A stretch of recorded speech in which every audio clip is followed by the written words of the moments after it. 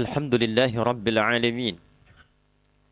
الحمد لله الذي رزقنا برمضان فكتب علينا في نهاره الصيام وندب إلينا في ليله القيام فغفر لنا بهما ذنوبنا وكفر عنا سيئاتنا فنحمده تعالى على تلك النعمة العظيمة حمدا طيبا مباركا فيه في الأول والآخر ونشهد أن لا إله إلا الله وحده لا شريك له ونشهد أن محمدا عبده ورسوله الذي لا نبي بعده اللهم فصل وسلم وبارك على هذا النبي الكريم الرسول الأمين نبينا وسيدنا محمد وعلى آله الطاهرين وصحبه أجمعين وذرياته وأمته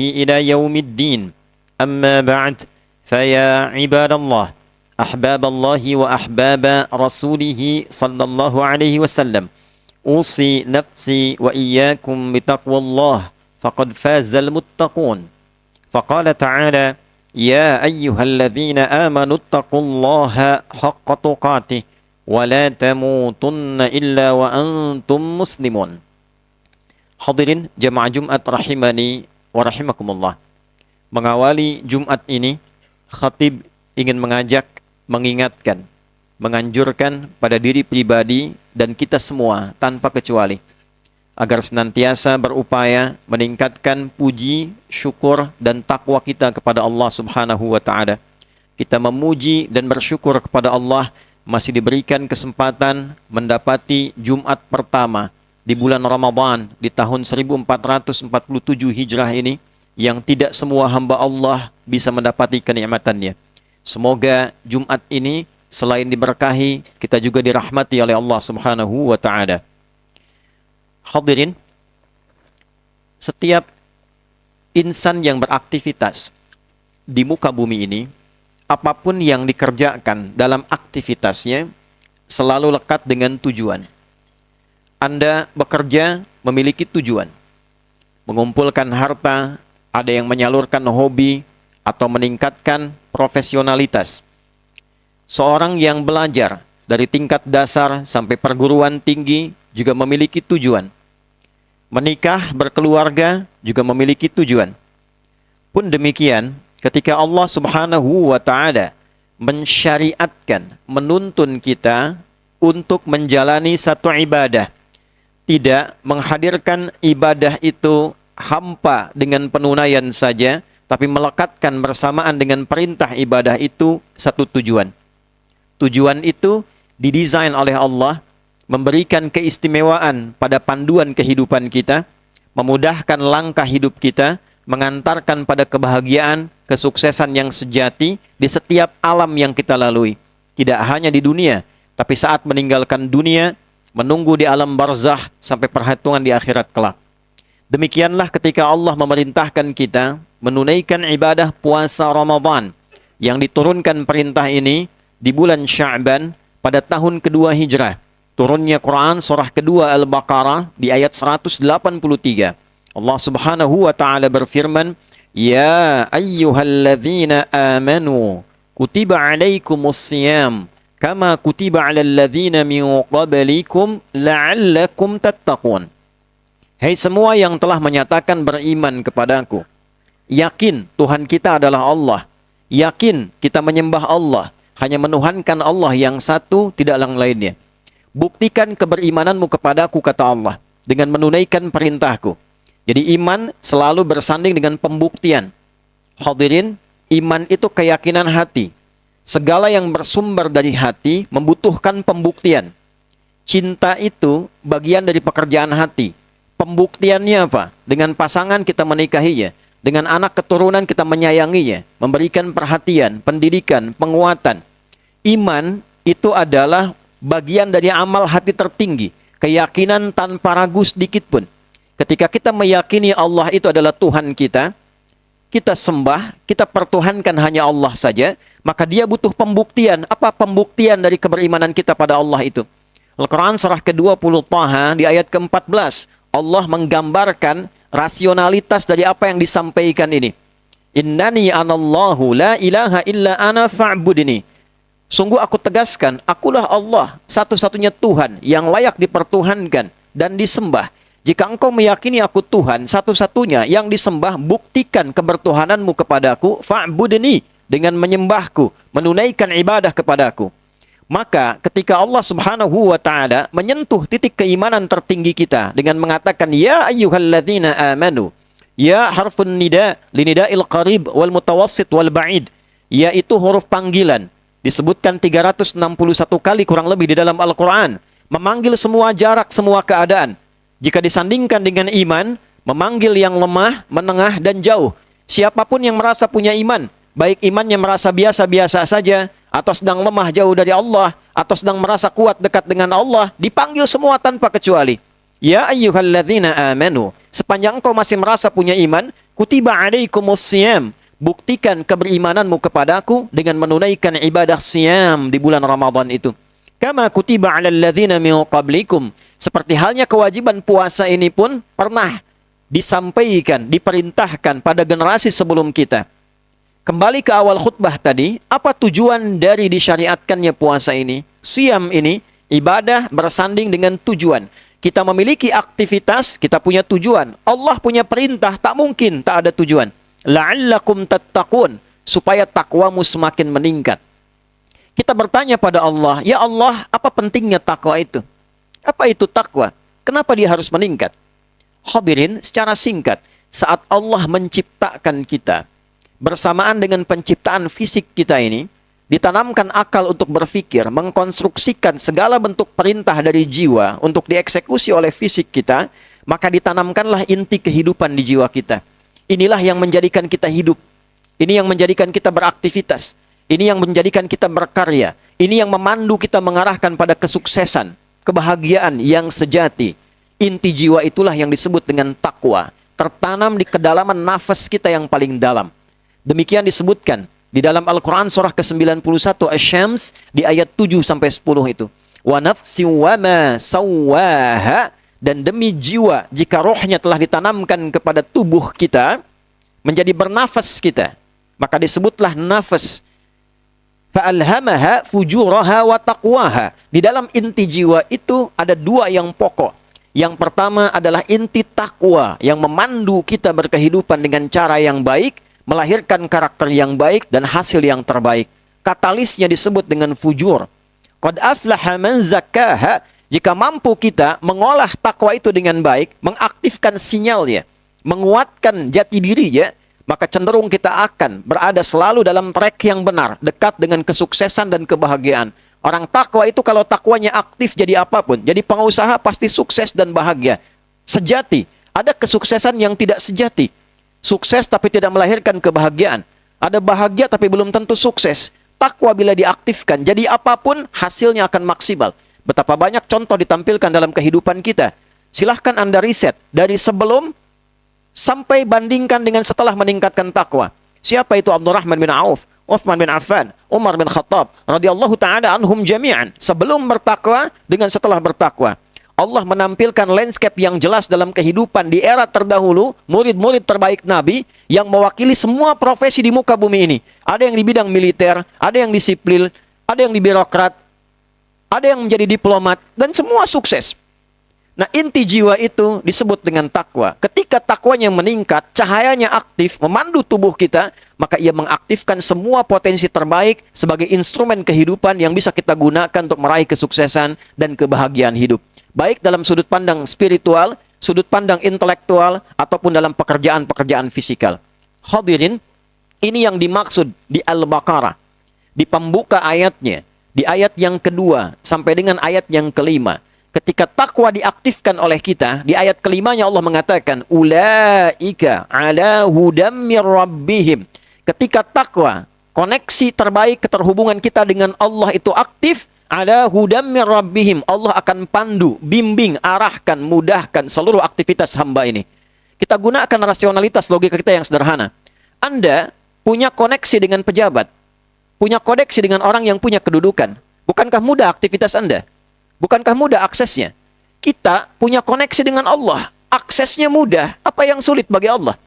Karena itu tidak ragu dan sangat jelas ketika Allah mengatakan, ulaika, orang-orang yang mampu mengaktifkan sinyal takwanya itu, cahaya takwanya itu, ala hudam mir rabbihim. Ala itu nempel, saudara. Ada fauqa, dia memiliki jarak. Ala itu menempel. Ada orang yang lekat koneksinya dengan Tuhan. Sehingga Allah terus menempel dia, memberikan kemudahan, memberikan kenyamanan, memberikan kedamaian dalam kehidupan yang dia jalani. Bahasa Qur'annya, wassalamun alaihi yauma wulida wa yauma yamutu wa yauma yub'atsu hayya. Demikian Quran surah ke-19 Maryam di ayat ke-15. Diberikan kedamaian, ketentraman, kebahagiaan, kesuksesan, bukan tidak ada masalah. Setiap menghadapi masalah karena takwanya aktif diringankan masalahnya oleh Allah. Quran surah ke-65 di akhir ayat kedua, di awal ayat ketiga. Wa may yattaqillaha yaj'al lahu makhraja wa yarzuqhu min haitsu la yahtasib. Siapapun yang mampu meningkatkan takwanya kepada Allah, Allah berikan solusi dari setiap persoalan yang dia alami. Jadi bukan kehilangan masalah, tetap punya masalah, tetap menghadapi persoalan. Nabi senabi-nabinya Nabi tetap punya masalah, tetap punya persoalan. Tapi sebelum itu dialami oleh beliau, diringankan oleh Allah, diberikan panduan. Dan Nabi tidak sendirian menginginkan umatnya memiliki kemuliaan serupa, walaupun levelnya bisa berbeda. Dan kaidahnya sama, semakin meningkat ada kemudahan. Wa ulaika humul muflihun, menggunakan dhamir munfasil untuk taukid. Dan mereka itu benar-benar, kata Allah, diberikan jalur yang benar pada jalur kebahagiaan dan kesuksesan sejati. Apapun itu. Hadirin, bagaimana caranya? Maka diurailah di ayat yang kedua itu. Ditawarkan dulu, Anda mau masuk gak pada golongan itu? Tawarannya terbuka. Ketika masuk pada kategori tawaran, membentuk orang, maka berubah menjadi isim fa'il namanya. Ittaqa yattaqi. Ittaqa yang pengen menjadikan takwa sebagai panduan. Orangnya disebut taqi, jamaknya disebut muttaqin. Dirafa'kan muttaqun. Dinasabkan untuk tujuan disebut muttaqin. Dzalikal kitabu la raiba fihi hudal lil muttaqin. Al-Quran itu jangan pernah diragukan sebagai panduan hidup. Di dalamnya ada kurikulum kehidupan. Anda keluarkan algoritmanya. Anda sebagai apa? Pebisnis, keluarkan ayat-ayat bisnis di dalamnya. Anda ilmuwan, keluarkan ayat-ayat ilmu. Anda birokrat, keluarkan ayat-ayat birokrasi di dalamnya. Maka itu jadikan panduan bagi siapa orang takwa. Poinnya adalah, siapa orang takwa itu? Perhatikan amalannya. 1, ayat 3-nya. Alladzina yu'minuna bil ghaib. Orang takwa itu bukan orang beriman biasa, tapi orang yang selalu ingin meningkatkan keimanannya kepada Allah walaupun belum tampak dalam pandangannya. Ciri pertama takwa, selalu ingin meningkatkan iman.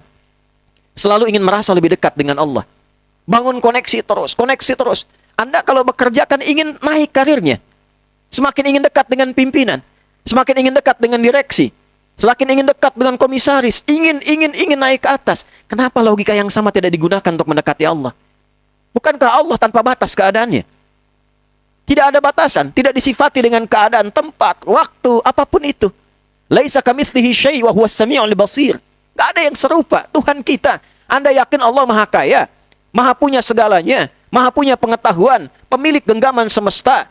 Kita punya keyakinan, pertanyaannya sejauh mana keyakinan itu ditanamkan pada jiwa kita. Anda punya Tuhan Maha Kaya, tapi masih merasa fakir, itu aneh. Anda punya Tuhan Maha Pemberi solusi, tapi masih merasa sulit, itu aneh. Barangkali yang kurang, koneksi kita yang kurang kuat dengan Allah. Tingkatkan lagi, walaupun belum kita lihat saat ini, tapi kita punya keyakinan, bangun keyakinan itu untuk terus menguat, terus menguat. Bagaimana caranya? Wa yuqimunas shalah. Kita tingkatkan salat. Oleh karena itu dalam tulisan Rasmul Utsmani tertulis alif lam shad lam waw fathah tegak tak marbutah, menunjukkan bukan 1, 2, 3 kali salat. Jangan cukupkan yang fardu saja, tambahkan sunnahnya. Ingin sukses, salat 5 waktu. Yang belum ingin sukses pun 5 waktu juga sepanjang beriman. Ingin pintar, kalau cuma 5 waktu, yang lain 5 waktu juga. Yang 5 itu fardu, memaksa kita untuk punya koneksi dengan Allah. Ingin lebih kuat koneksinya, tambah dengan sunnahnya. Keluarkan sunnah siang, keluarkan sunnah malam. Wa mimma razaqnahum yunfiqun. Berusaha dekati Allah dengan harta. Ada yang belum punya harta dengan ibadah fisik, sholat tanpa bayar. Ada Anda masuk ke Masjid Nurul Ikhlas dengan bayar? Tidak ada. Ada tambahan harta, mulai dekati Allah dengan harta. Allah nggak butuh harta kita. Allah hanya ingin melihat kesungguhan kita untuk mendekatinya. Yang punya Allah dititipkan pada kita. Allah nggak butuh ngasih kita untuk menguji kita. Am hasibtum an tadkhulul jannata walamma ya'lamillahu alladhina jahadu minkum wa ya'lamas sabirin.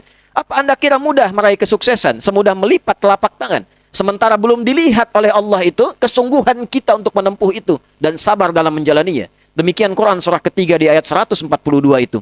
Hadirin, dititipkan harta, kita mulai sedikit-sedikit berbagi untuk mendekati Allah. Itu yang disebut kewajiban dengan zakat, ada infak di dalamnya, ada sedekah dalam frame-nya. Demikian amalan yang lainnya. Walladzina yu'minuna bima unzila ilaik, ngaji Quran satu-satu supaya merasa punya Allah. Baca Quran supaya terkoneksi dengan Allah. Dapatkan sehari berapa ayat, sehari berapa halaman, sehari berapa juz, sampai nikmat ngaji Quran. Walladzina yu'minuna bima unzila ilaik, belajar sejarah masa lalu. Belajar Nabi Adam itu siapa? Lihat dalam Quran. Bagaimana perjalanannya? Apa inspirasi hidupnya? Apa hikmah yang disampaikan pada kita? Terus pelajari sampai ke Nabi Isa alaihissalam, sampai ke Nabi Muhammad alaihissalam. Keluarkan sebagai prototipe kehidupan yang jelas. Ujungnya apa? Wabil akhirati hum yuqinun. Kita yakin dengan akhirat, mesti punya proyek akhirat. Anda kerja untuk meraih dunia. Kumpulkan uang sebanyak-banyaknya supaya rumahnya enak, luas, hidupnya megah, nyaman, kendaraan itu bisa banyak, ada pilihan. Salahkah itu? Tidak. Boleh-boleh saja. Tapi yang nggak boleh dilupakan, kita akan meninggalkan dunia ini. Pertanyaan yang sama disoal oleh Quran. Kalau kamu bekerja keras untuk dunia, saat kamu meninggalkan dunia, persiapan kamu sudah ada belum? Bekal kita sudah kita kumpulkan belum? Sedangkan kematian itu sifatnya pasti, saudara. Pasti. Kita yakini itu. Kita dengar beritanya, kita lihat kejadiannya, kita sholatkan orangnya, dan besok kita disolatkan di dalam keranda itu. Apa yang kita siapkan untuk kita bawa pulang? Dan indahnya Quran memberikan satu peta yang jelas dengan frame yang utuh. Wa minhum may yaqulu rabbana atina fid dunya hasanah wa fil akhirati hasanah wa qina adzabannar. Demikian Al-Baqarah ayat 201 itu. Allah nggak pisahkan, kita didorong. Jangan tanggung kalau Anda kerja sukses sesukses-suksesnya. Bekerja secara profesional, kerja yang loyal, dedikasi yang benar, nggak usah aneh-aneh. Panduannya sudah jelas, nggak usah menyimpang, jangan korupsi, jangan nyogok, jangan bertengkar, jangan berkelahi. Lakukan saja sesuai dengan tupoksinya, dengan cara yang benar, dan biarkan takdir mengantarkan kita pada rezeki yang terbaik. Tapi tunjukkan kesungguhan kita. Kesungguhan intelektual, kesungguhan fisikal, tidak malas dalam bekerja, kesungguhan spiritual, menyatu ketiganya, mudah Allah antarkan pada apa yang kita harapkan. Pun demikian, dengan cara yang sama, akhirat juga kita kejar. Kita tinggalkan dunia, kita pindah ke alam, bekalnya apa? Maka konsepnya jelas. Dunia hasanah, akhirat pun mesti hasanah. Tapi, terkadang menunaikan ini, mengumpulkan di satu waktu tidak mudah. Berapa di antara kita yang rajin sholat sunnah? Dalam hari-hari biasa, yang rajin baca Quran. Ternyata baca Quran itu mengantarkan kebahagiaan dunia juga, bukan hanya akhirat. Berapa di antara kita yang senang berinfak, yang senang belajar tentang kehidupan orang-orang terbaik masa lalu, yang punya proyeksi akhirat? Tidak mudah. Saudara, Allah Maha tahu tentang itu. Maka dianugerahkanlah satu waktu, yang di dalam satu waktu itu, jumlahnya 1 bulan penuh, diberikan kita rahmat dalam jiwa kita secara langsung untuk mengumpulkan semua amalan ini. Itulah Ramadan. Di Ramadan itu, semua sinar-sinar takwa dibangkitkan di waktu yang sama. Di saat itulah kita kenang sholat. Senang menunaikan sholat. Jangankan isya yang fardu, taraweh pun yang sunnah Anda kejar. Dulu ada orang minta depan mata belum tentu diberi. Ramadan dicari-cari di mana yatimnya, di mana du'afanya. Dulu sebelum Ramadan 11 bulan belum tentu kita ngaji. Saat Ramadan ingin tidak hanya kita sentuh mushaf, tapi kita baca sampai kedalaman jiwa kita. Manfaatkan waktu ini sampai terasa perbedaannya, mengalir takwanya, dan membentuk karakter terbaik pasca Ramadan, mengembalikan kita pada algoritma terbaik kita yang pernah Allah berikan saat kita mulai dilahirkan. Ingat, kita diciptakan sebagai makhluk dengan instrumen kesuksesan, kebahagiaan, keberhasilan. Apapun yang diberikan kepada kita dalam pekerjaan kita, sudah ada instrumennya untuk mewujudkan itu. Tinggal kesungguhan kita dalam menampilkan dan mempraktekannya. Barakallahu li wa lakum fil Qur'anil azim wa nafa'ani wa iyyakum bima fihi minal ayati wa dzikril hakim وتقبل مني ومنكم تلاوته إنه هو السميع العليم ادعوا الله يستجب لنا ولكم جميعا.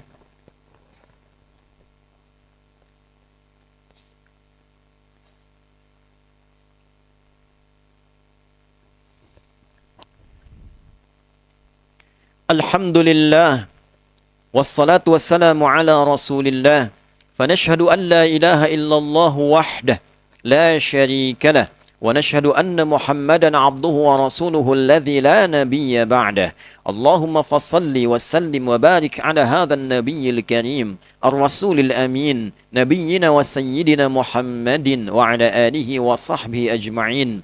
فيا عباد الله أوصي نفسي وإياكم بتقوى الله فقد فاز المتقون فلا تموتن إلا وأنتم مسلمون.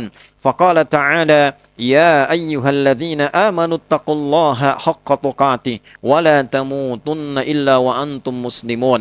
عباد الله قال تعالى إن الله وملائكته يصلون على النبي يا أيها الذين آمنوا صلوا عليه وسلموا تسليما.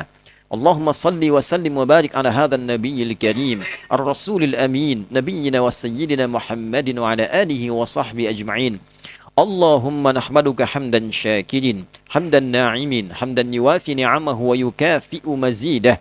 يا ربنا لك الحمد ولك الشكر كما ينبغي لجلال وجهك الكريم ولعظيم سلطانك.